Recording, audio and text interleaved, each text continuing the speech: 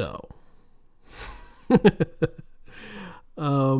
how do I do this episode? This is going to be an interesting episode. This is going to be an interesting problem to tackle because there's a lot of cool things that we found out today. And one thing that was pretty disappointing. In fact, it was something that if it wasn't for the fact that I am currently caring for someone else's dog, I would be much more interested in raising my voice about. But given the atmosphere I have to maintain at this moment, we're going to deal with it calmly and attempt to give a veneer of professionalism where there is none. And we're going to tackle things first with the happy reasons, and then we'll quietly go through the disappointment. But the disappointment, by the way, is not this ship.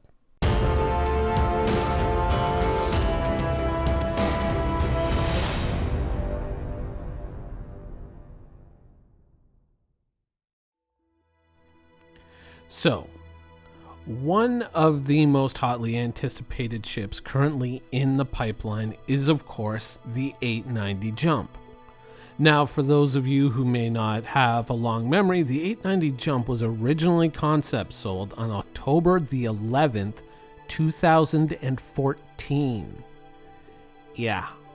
So, it's been a long time coming, and it looks like even though it's gone through some changes in terms of the exterior and the interior, it looks to be in really great shape. Now, of course, earlier this year, we got a very early look at the exterior of the 890 Jump. Now, keep in mind, of course, this was not a complete ship, but even though it lacked a certain amount of detail, it was still a very beautiful ship, and the potential for this ship was easily visible, even if the interior shots that we got at the time were a little lackluster. I mean, it still needed a lot of finish and a lot of polish before it would really measure up to any of the other ships in the game. And now, of course, we get to see the interior.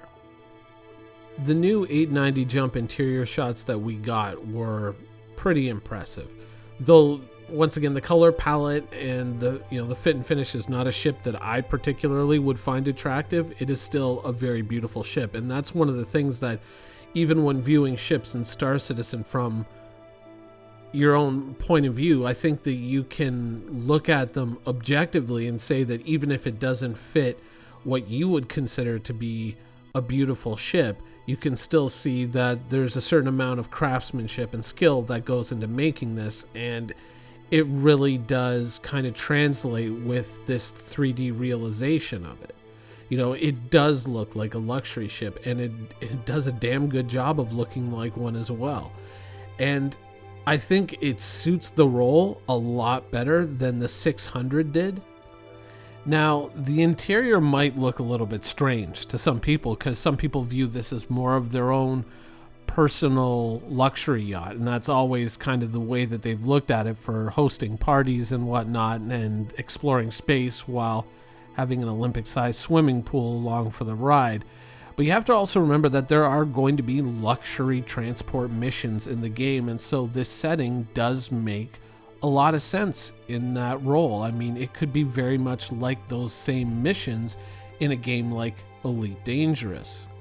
So I think that overall, I think people who own the 890 Jump, who are after that ship, whether it is as a personal yacht or as a luxury transport vessel, I think they are getting something that fortunately is very close to the concept. It's very beautiful and very well detailed. It looks like it's in very good hands, and I'm sure they are not going to be disappointed with the ship that they get, because once again, it is very close to that original concept as well. Unfortunately, sometimes being very close to the original concept is not a good thing. The Banu Defender.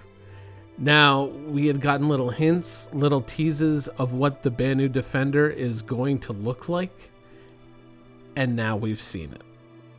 So from the images that we got from this week's Inside Star Citizen, it looks, or it appears, emphasis on the word appears, that this issue has not been corrected.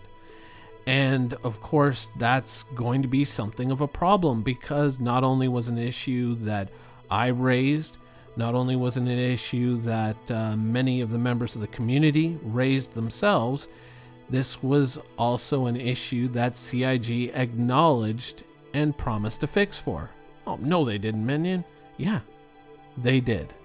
And we got a number of questions about the Banu Defender, which is why we have our lovely friend from the UK here, Mr. Johnny DeSivia. So, Johnny, I'm going to put you on the spot right now.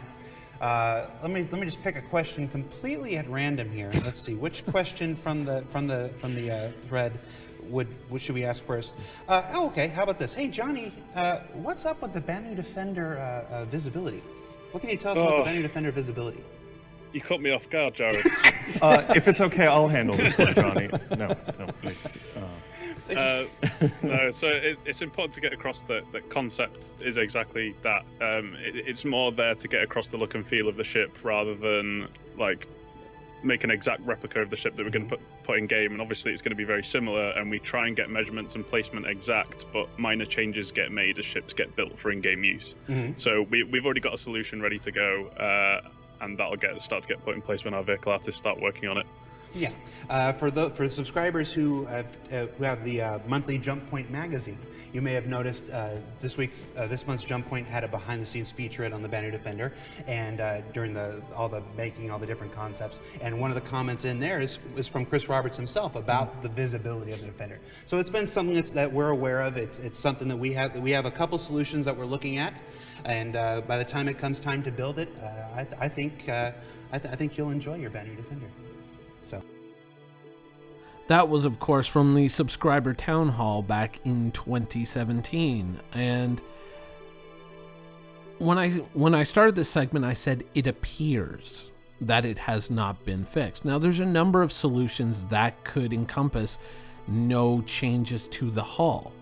They could have added an augmented reality system, which is part of the next-gen UI miracle, which is going to resolve a lot of these issues that we have with some of the cockpits in the game. It could be that. It could be maybe the cockpits kind of extend upwards or something of that nature. But since they were kind of making jokes about, needing material, and the 890 jump was going to be one of those things that they were going to revisit a lot as it was brought to fruition in the game. Maybe an upcoming episode could detail what the fixes are for the Banu Defender and share them with us, because we'd really like to know. I mean, we would really like to know that there is a fix, and it's not just something that you might accidentally watch this video a little bit later and go like, oh fuck, did we? Another great thing that you could put in that episode is the interplay between the Banu Defender and the Banu Merchantman. I mean, now that we have these new restrictions on the flight range of small ships like fighters, it's going to be kind of interesting to see how these are going to escort the Banu Merchantman across long range. Does it dock with the Merchantman? Does the Merchantman supply it with fuel? Does it have an extra long range, quantum drive on it? Stuff that we would really love to know. So maybe that could be an episode very, very soon. Anyways, have a great weekend.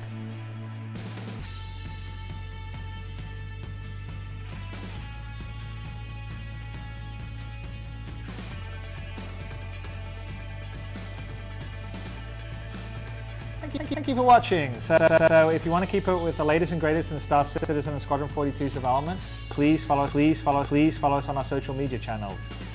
See you soon.